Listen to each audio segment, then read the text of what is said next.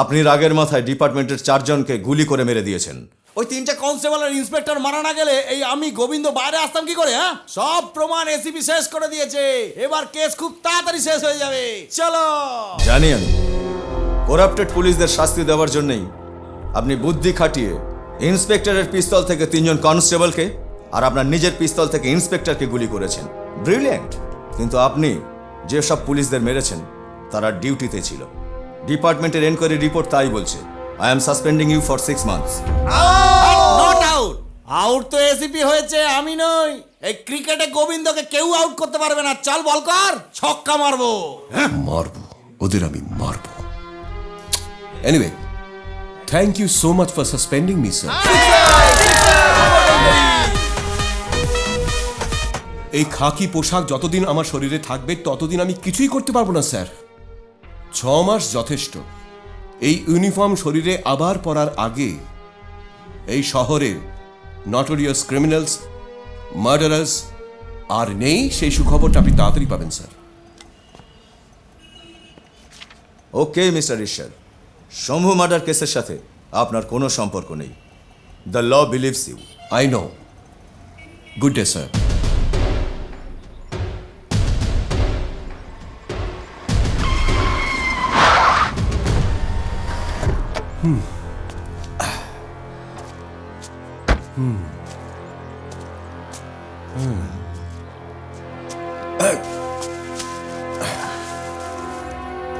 Cosy place.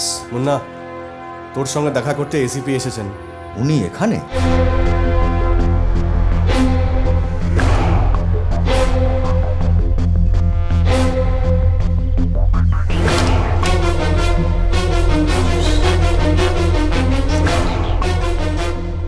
ও nice place. তুমি কি আমাকে চিনতে পারছো? Do you remember me? যেদিন বাবলু পান্ডের ভাই আপনাকে মারতে গিয়েছিল সেদিন আমি তার সাথে ছিলাম। কি ব্যাপার, তুমি এইভাবে মৃত স্বামীর ছবির সামনে বসে থাকলে চলবে? তাহলে বাকি কাজগুলো কে করবে? বাকি কাজগুলোর কথা ছাড়ো, লোকটাকে কে মারবে? কার কথা বলছো তুমি? ওই পুলিশ অফিসারের কথা, আমার স্বামীকে যে মেরেছিল তার কথা বলছি আমি। মুন্না, অ্যাসিস্ট্যান্ট কমিশনারের বাড়িতে এর সঙ্গে তুই যাবি, দরজায় বেল বাজাবি, বাকি এ বুঝে নেবে। হ্যাঁ যাবো, কিন্তু টাকা টাকা টাকা টাকা চাই। টাকা দিলে সব করবো। এই, একে দেখো, সব সময় খালি টাকা টাকা টাকা করে যাচ্ছে। একে বাদ দাও, কাজটা আমি একাই করে দেবো। না, একে কখন কোথায় পাঠাতে হবে আমি জানি। টাকা চাই তো? হ্যাঁ, আমি দেবো টাকা। তাহলে ঠিক আছে।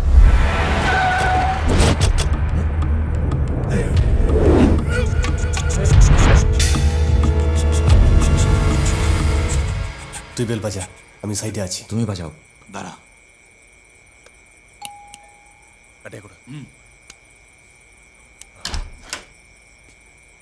কে? আমি তোমার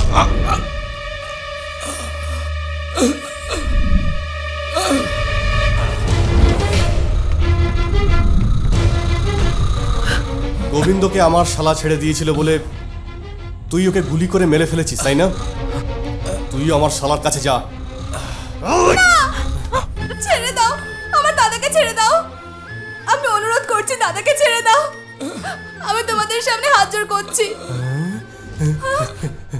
মার্ডারের মধ্যে পটকা না জ্বালাতেই ফাটছিস তুই। একটা চুমু দিয়ে দে। দে, দে, দে, দে চুমু। দে, চুমু দে। এটা তুমি করতে পারো না। ওকে তুমি যা খুশি করো। আমার বোনের সিঁদুর মুছে দিয়েছে ও, ওর বোনকে বরবাদ করে তবেই আমি ওকে মারবো। আমি থাকতে সেটা হতে দেবো না। এটা বলবার তুই কে? চুপচাপ দাঁড়িয়ে মজা দেখ। এই,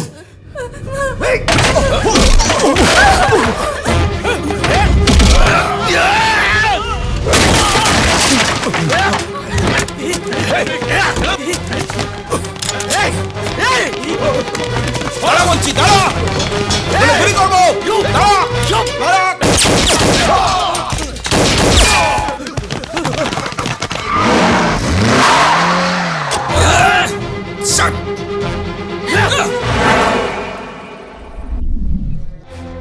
বলেছিলাম বলেছিলাম পাঠাবে না পাঠাবে না পাঠাবে না, তাও আপনি ওকে আমার সঙ্গে পাঠালেন। বেঁচে গেল এসিপি বেঁচে গেল, এ সমস্ত প্ল্যান নষ্ট করে দিয়েছে। আপনি তো শুধু এসিপিকেই মারতে বলেছিলেন, তাহলে ও মেয়েটার গায়ে কেন হাত দিল? যা বলেছিলেন তাই তো করবে, অন্য কাজ করতে গেল কেন?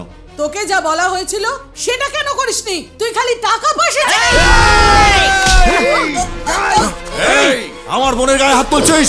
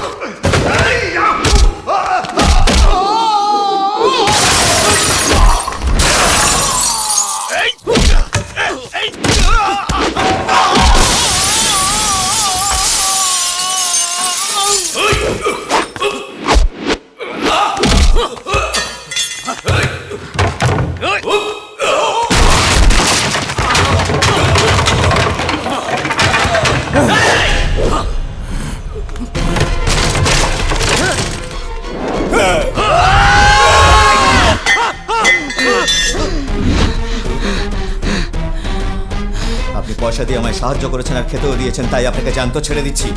না হলে তোমার মতো টাকা কামাতে হলে আমি নিজেই।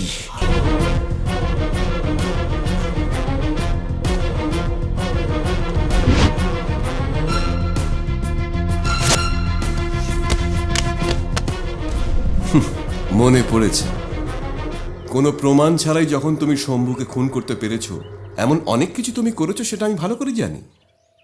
টাকা পেলে তুমি সব কিছুই করতে পারো, এটা ঠিক কথা। আমি টাকা দিলে তুমি আমার কাজ করবে?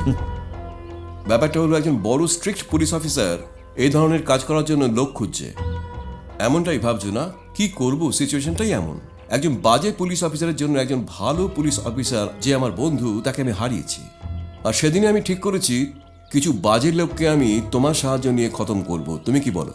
এই কাজের জন্য আমাকে বাঁচলেন কেন? কাজ খারাপ করলেও তোমার মধ্যে একটা মনুষ্যত্ব আছে, সেটা আমি সেদিনই বুঝেছিলাম। সেই জন্য আজ তোমায় খুঁজতে খুঁজতে আমি এখানে এসে পড়লাম। তোমার টাকা চাইতো, সে আমি দেব। Name your price, but the job it's mine. আমি বড় লোকেদের কাছ থেকে টাকা নিয়ে কাজ করেছি, সরকারি লোকেদের কাছ থেকেও টাকা নিয়ে কাজ করেছি, কিন্তু আপনার মতো পুলিশ অফিসারের কাছ থেকে টাকা নিয়ে এই প্রথম কাজ করছি। পারবে তো?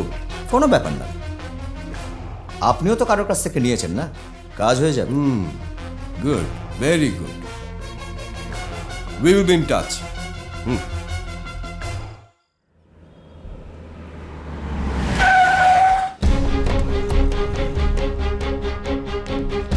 Auto R K hospital. বসুন স্যার।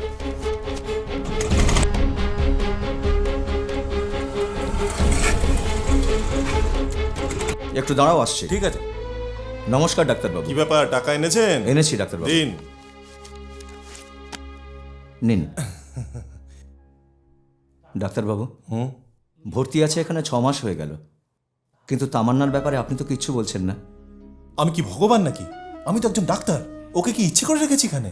আমরা চেষ্টা চালিয়ে যাচ্ছি, ও সুস্থ হয়ে যাওয়া মাত্রই ছেড়ে দেব। আর হ্যাঁ, কয়েকজন স্পেশালিস্ট ডক্টর আগামী সপ্তাহে জাপান থেকে এখানে আসছেন। 5 লাখ টাকার দরকার পড়বে, ব্যবস্থা রেখো।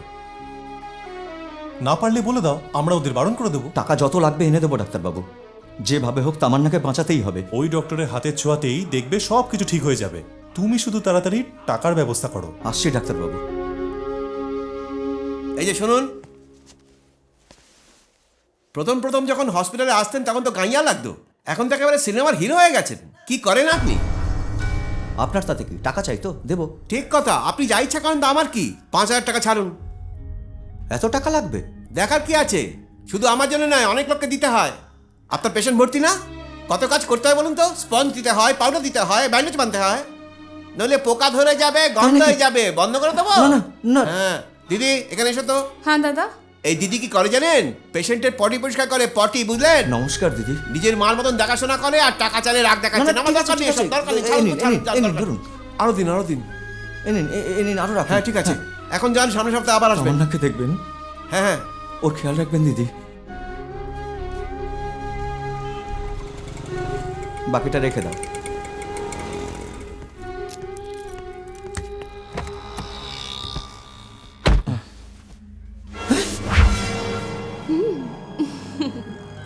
তুমি এখানে কেন? আমার নতুন গাড়ি ভীষণ পছন্দ। কখন বসলে গাড়িতে? এলে কখন? আমি সবসময় সামনের সিটেই বসি, ব্যাক সিট ভালোই লাগে না। আমি কি বলছি আর তুমি কি জবাব দিয়ে যাচ্ছ? ঠিক আছে, তুমি কোন পার্টির? কংগ্রেস না কমিউনিস্ট, ডিএমকে না এডিআইএমকে, তেলেগু দেশম না কান্নাড়া দেশম, লোকাল পার্টি না স্পেশাল পার্টি, বিজেপি না বিএসপি, এই পার্টি না ওই পার্টি, 1 নম্বর পার্টি না 2 নম্বর পার্টি? এই ইয়ার কি হচ্ছে? আরে দাঁড়াও না, আরো অনেকগুলো পার্টি আছে। আচ্ছা তুমি কোন পার্টির লোক? ভাই, এই লোকটাকে তুমি কোথাও দেখেছো? মালিক এখানে? বলো না সকাল ভাই। থেকে বউনি নেই, এলে ছবি নিয়ে জানতো দাদা। ঠিক আছে।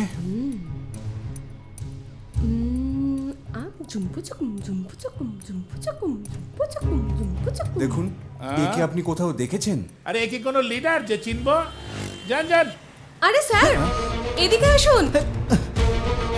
কি হয়েছে আমাকে বলুন। মা, একে কোথাও দেখেছো কি? অনেক দিন ধরে খুঁজছি মা, যাকেই জিজ্ঞাসা করছি কেউ বলতে পারছে না। তুমি কোথাও দেখেছো মা? না স্যার। একে আমি খুঁজে বের করবই।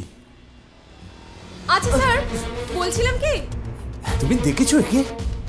না স্যার, আমি বলছিলাম কি, একে এদিক সেদিক না খুঁজে আপনি একবার বরং পুলিশের কাছে যেতে পারেন তো। পুলিশে? হ্যাঁ। কি বলছো? থাক,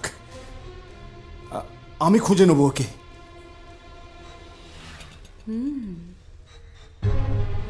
যখন উনি তোমায় আমার ফটো দেখালেন, তুমি আমায় দেখিয়ে দিলে না কেন? যদি দেখিয়েই দেব তাহলে থাকবো কোথায়, খাবো কি? গাড়ি স্টার্ট করো।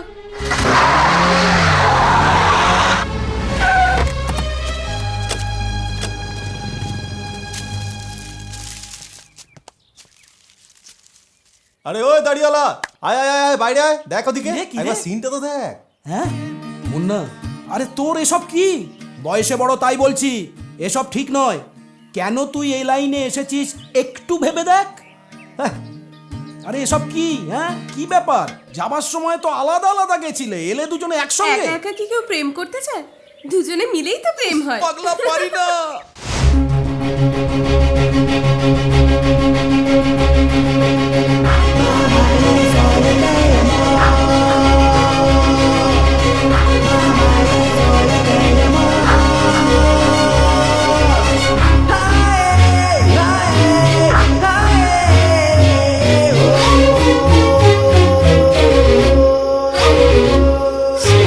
আমারি ঘুম তুমি ভাঙালে, আমার মনে প্রেমের আগুন জ্বালালে।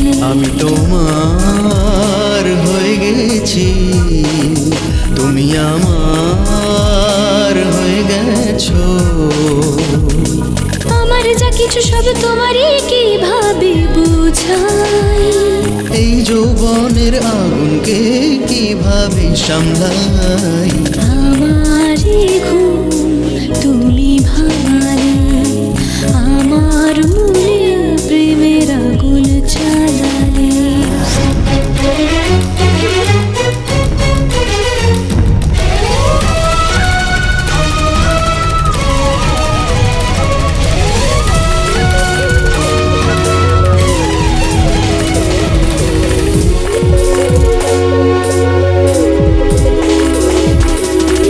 তুমি যে আমার হবে বধূ, আমার মনের রাজকন্যা। তোমায় পেয়ে আজ যে আমি আর যে একা রইলাম না। কাছে এসো ভালোবাসো, কাছে এসো ভালোবাসো। আসে না কেন যে ঘুম, রাত হোক না নিঝুম, ডানা মেলে আকাশে উড়ি সারাক্ষণ।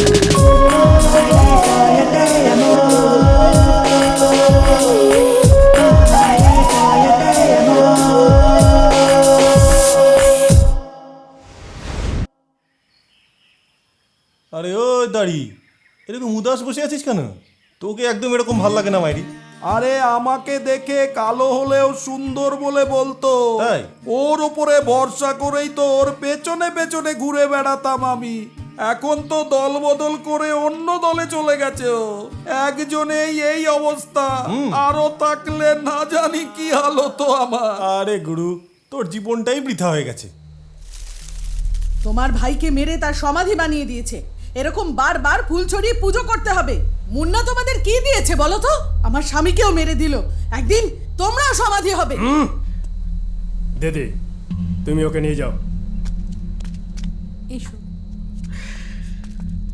ছি, ও কি এত বড় গুন্ডা হয়ে গেছে? দাদা, আজকাল আমাদের তো কেউ মানতেই চাইছে না। সবার মুখে একটাই নাম, মুন্না মুন্না।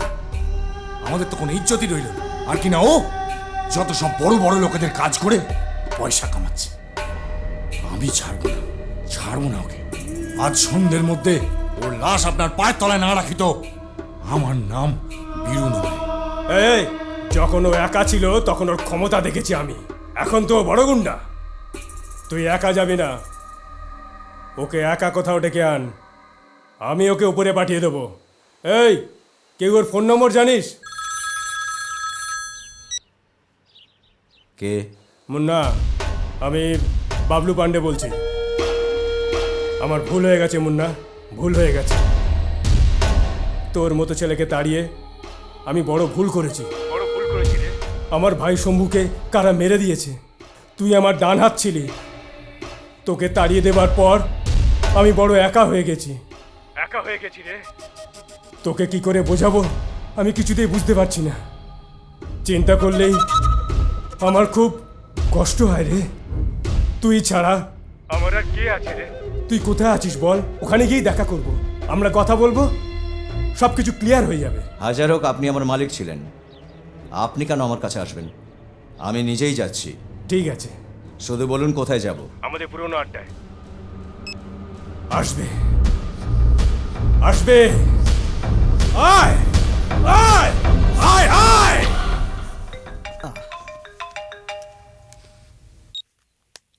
হ্যালো, কে বলছো? মুন্না। বলো মুন্না, কি হয়েছে? আপনার কাজ পুরো করার সুযোগ এসেছে। হোয়াট? বাবলু পান্ডের কাছে যাচ্ছি। তাই? Very good, very very good.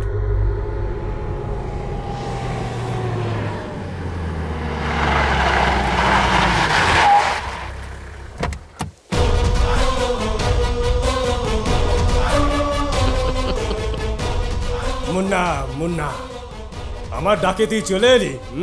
কেন ডেকেছেন আপনি? আমার বুকে আয় আয়।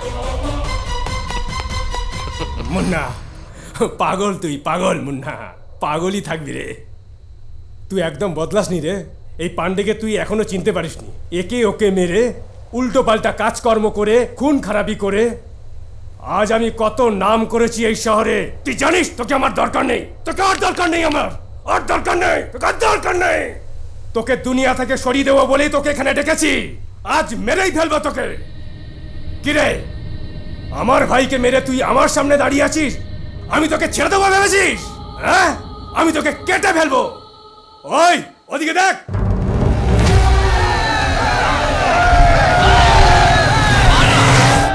ওই এদিকেও দেখ।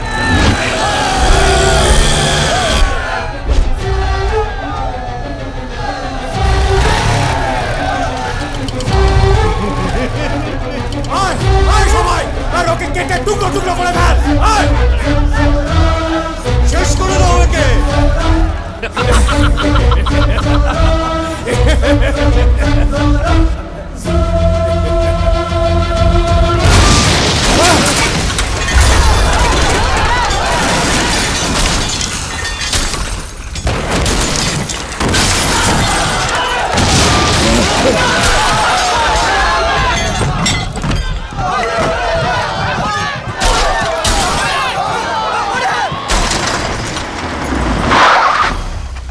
দেখছিস কি বে? তোর সাথে কাজ করতো সে মুন্না আলাদা, আর এই মুন্না পাল্টে গেছে, পাল্টে গেছে। এক বাপের বেটা হস্ত এক পা সামনে বাড়িয়ে দেখ।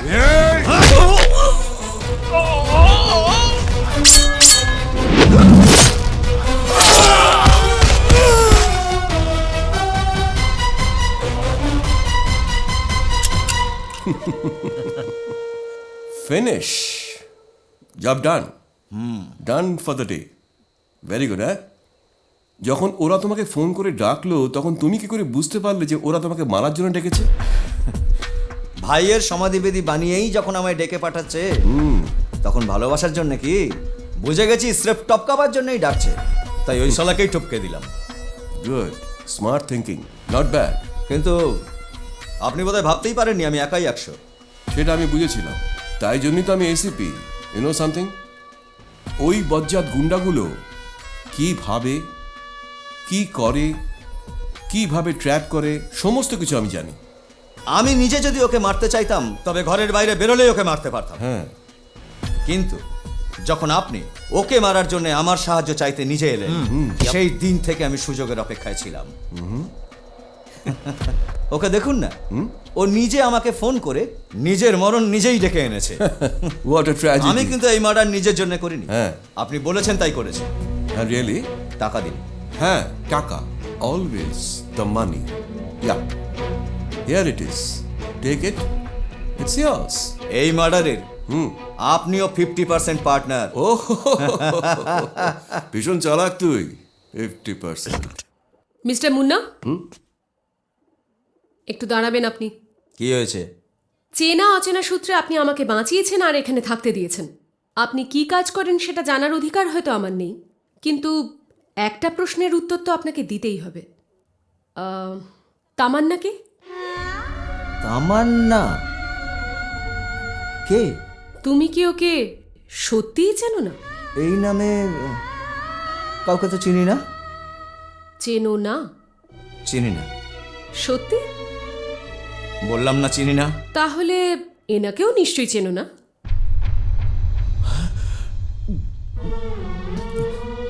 মালিক। কি রে মুন্না, এ কি চেহারা হয়েছে তোর? তুই তো আমার মেয়েকে শহরে এনেছিলি, তাই না? কোথায় ও? কোথায় রেখেছিস তুই? কোথায় আছে ও? কোথায়? হ্যাঁ, এই মেয়েটাকে?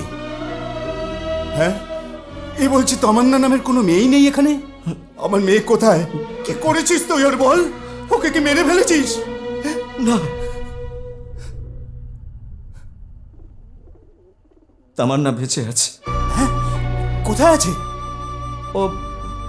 মানে ও একটা হসপিটালে আছে। তুমি যে তোমার বন্ধুদের কিছু না বলে সেই হসপিটালে যাও সেটা আমি দেখেছি, কিন্তু তুমি ওখানে কেন যাও সেটা আমি জানি না। ওনার মেয়েকে তুমি ওখানে কেন রেখেছো? কি হয়েছে ওর? তোমার সঙ্গে ওর কিসের সম্পর্ক তোমাকে বলতে হবে, বলো। তামান্না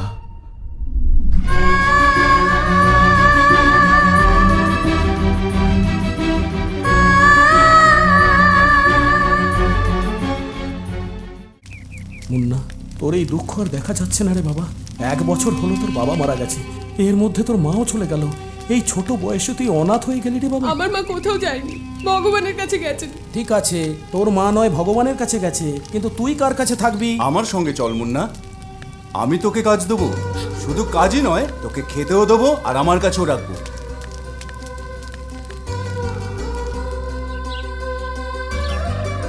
মুন্না, এই হচ্ছে আমার বাড়ি। তোকে কি কাজ করতে হবে সেটা আমি তোকে বলছি। বাবা? হ্যাঁ, আয় মা। তামান্না, কি মা, স্কুল ছুটি হয়ে গেল? কি দেখছিস? এ কে? ও হচ্ছে আমাদের গ্রামের এক গরিব ঘরের ছেলে, নাম মুন্না। ও খুব ভালো ছেলে মা। মুন্না, এর দেখভাল করাই তোর একমাত্র কাজ। রোজ স্কুলে নিয়ে যাবি আর নিয়ে আসবি। এবার কাজের কথাটা মন দিয়ে শোন। ওকে যেন কেউ ছুঁতে না পারে। ওকে যদি কেউ ছোঁয় তাকে তুই ছাড়বি না। যদি ওর কিছু হয় তবে আমি তোকে ছাড়বো না। মা বাবাকে স্মরণ করে কাজে লেগে পড়। আপনি যখন বলে দিয়েছেন, দেখবেন আপনার কথা আমি ঠিক পালন করব। শোন মা, আমার বাগান বাড়িতে ছোট্ট একটা কাজ আছে, শেষ করে আমি আসছি। হ্যাঁ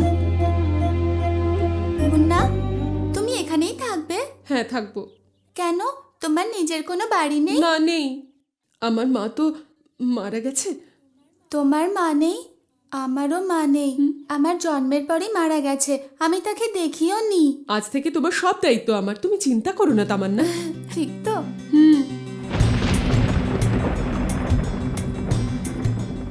কেন আমার ব্যাগ বইছো? স্কুলে তো আমি যাচ্ছি। ওসব জানি না, মালিক বলে দিয়েছে আজ থেকে তোমার দেখাশোনার দায়িত্ব আমার, তাই। ঠিক আছে, তুমি শুধু আমার ব্যাগ আর বই ওঠাবে, আমার হয়ে পরীক্ষাও দেবে। দেখো তামান্না, আমার পক্ষে যেটুকু সম্ভব আমি সেটাই করব, কিন্তু পরীক্ষা দেওয়া, পড়াশোনা করা আমার পক্ষে সম্ভব নয়। ওটা তোমারই কাজ, তাহলেই তো তুমি পড়াশোনা করে অনেক বড় হতে পারবে। অনেক হয়েছে, স্কুলের সময় হয়ে গেছে, তাড়াতাড়ি চলো। ওদিকে কি দেখছো? দেরি হয়ে গেছে, চলো। Bye bye. সাবধানে যাবে।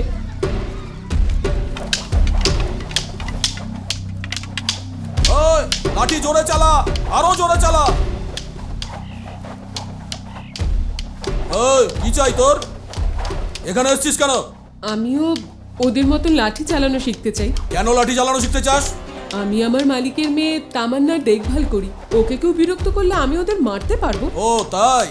তাহলে তুই আগে আমার হাতে মার খা, তারপর অন্যকে মারবি। ভাগ!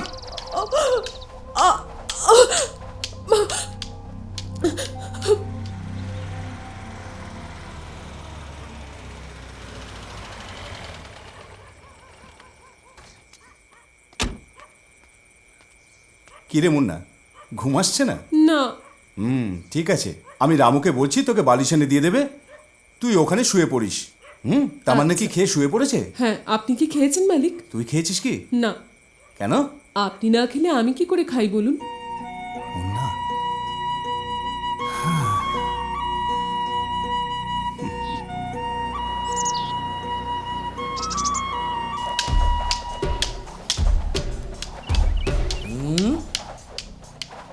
কি রে, কালকে মার খেলি আবার এসছিস তুই? আপনি মেরেছেন ঠিকই, শেখাবেন না তো বলেননি। ভয় পেলি না তো? মার খেয়ে যখন শিখতে এসছিস তখন নিশ্চয়ই পারবি। চল আমার সাথে।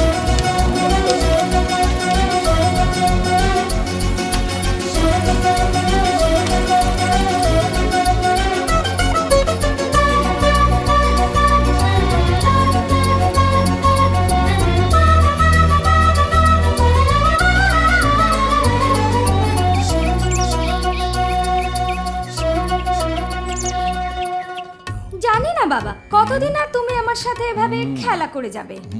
যতদিন যৌবন আছে ততদিন তো। আর তারপর এই তুমি যদি এরকম কথা বলো না, আমি সহ্য করতে পারবো না। চিরকাল কি এভাবেই থাকবো নাকি বিয়ে করবে? এই বিয়ে? একটা 1.5 ভরি মঙ্গলসূত্র গলায় পরিয়ে দিলেই সব ঠিক হয়ে গেল? শুধু এইটুকুই?